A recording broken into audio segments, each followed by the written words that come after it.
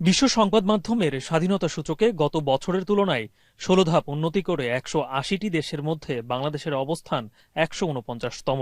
এই উন্নতিতে বাহবা পাওয়ার যোগ্য হলেও দেশের গণমাধ্যমের ভবিষ্যৎ উদ্বেগজনক। ইউনেস্কো, ঢাকার সুইডেন দূতাবাস ও টিআইবির এক যৌথ গবেষণা প্রতিবেদনে উঠে এসেছে এমন তথ্য। রোববার রাজধানীর টিআইবি কার্যালয়ে বিশ্ব মুক্ত গণমাধ্যম দিবস উপলক্ষে ব্রেভ নিউ বাংলাদেশ নামে এক গবেষণা প্রতিবেদন প্রকাশ ও আলোচনার আয়োজন করা হয়। এতে অংশ নিয়ে গণমাধ্যমের মালিক ও কর্মীরা বর্তমান গণমাধ্যমের অবস্থান ও ভবিষ্যৎ করণীয় নিয়ে মতামত তুলে ধরেন। এই যে রিফর্মের সরকার করেছে, এগুলো এক্সিকিউট করার দায়িত্ব সরকারের। এখন এরকম কোন সুপারিশ কি ওনারা করতে পারেন কিনা যে আমাদের সংবাদপত্রগুলো যদি মেয়ে সাংবাদিকদেরকে নিয়োগ দেয় তাহলে তারা কিছু ক্ষেত্রে ইনসেন্টিভ পাবে। এটা করলে আমার মনে হয় মেয়ে সাংবাদিকদের ভিজিবিলিটি একটু পত্রপত্রিকায় বাড়ত। জাতীয় পরামর্শ সভা ডেকে সংস্কার বাস্তবায়নের স্টেক হোল্ডারদের মতামত নেওয়া, এই কাজটা অ্যাটলিস্ট সংস্কার না হোক বা না হোক, আলোচনাটা যদি শুরু হয় তাহলে সরকারের উপরও একটা প্রেশার তৈরি হবে।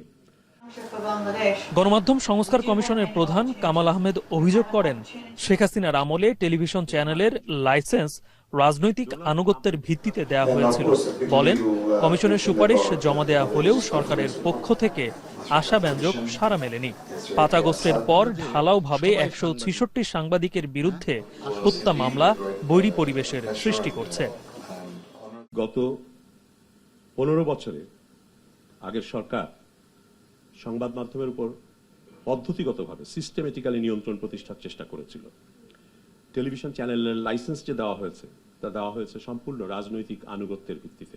গণমাধ্যম কমিশন করতে বলেছি, একই সাথে সাংবাদিকতা সুরক্ষা আইন করতে বলেছি। ৫ সপ্তাহ চলে গেছে, এখন বোধহয় ৬ষ্ঠ সপ্তাহ চলছে। এখনো পর্যন্ত সরকারের দিক থেকে খুব বড় গুরুত্বপূর্ণ পদক্ষেপ নেওয়া হয়েছে এটা এখনো দৃশ্যমান না। আলোচনায় অংশ নিয়ে ৫ আগস্ট পূর্ববর্তী কাজ করতে গিয়ে হেনস্থার শিকার হওয়া সহ বর্তমান সময়ে সাংবাদিকতার নানা চ্যালেঞ্জের কথা তুলে ধরেন বক্তারা।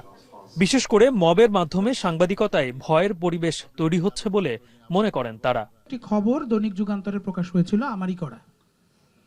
এর পরিপ্রেক্ষিতে আমাকে এই হুমকিও শুনতে হয়েছে যে তাদের কাগজে, তাদের মিডিয়ায় আমার বিরুদ্ধে নিউজ হবে। টিআইবির এই রুমটা এসে আজকে যে কথাটা বলতে পারছে, এই কথাটা বলার রাষ্ট্রীয় কোনো জায়গা নাই। স্টেপ দেই। এ সময় তথ্য উপদেষ্টা মাহফুজ আলম বলেন, গত ১৫ বছরে মানুষের ক্ষোভের কারণে মামলা ও মব হচ্ছে। গণমাধ্যমের সংস্কারের জন্য রাজনৈতিক ঐক্যমত্য জরুরি বলেও জানান তিনি। আর অংশীজনদের সাথে নিয়ে যেন সংস্কার করা হয় সেদিকে জোর দেন টিআইবির নির্বাহী পরিচালক।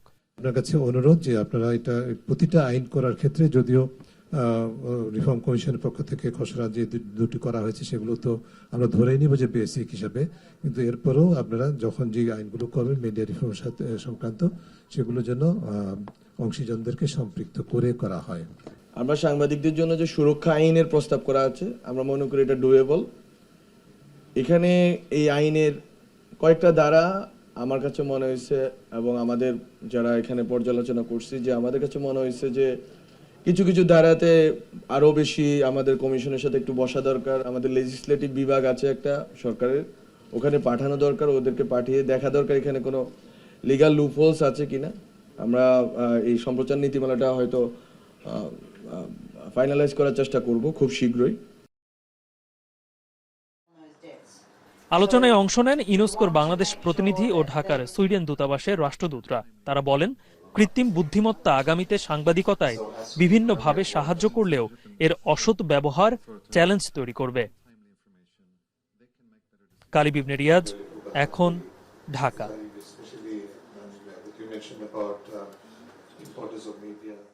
সানবিট সব দিবে সামাল। সানবিট ম্যাজিক প্রেস ডিশওয়াশিং এর মাথা ঘোরানো সলিউশন।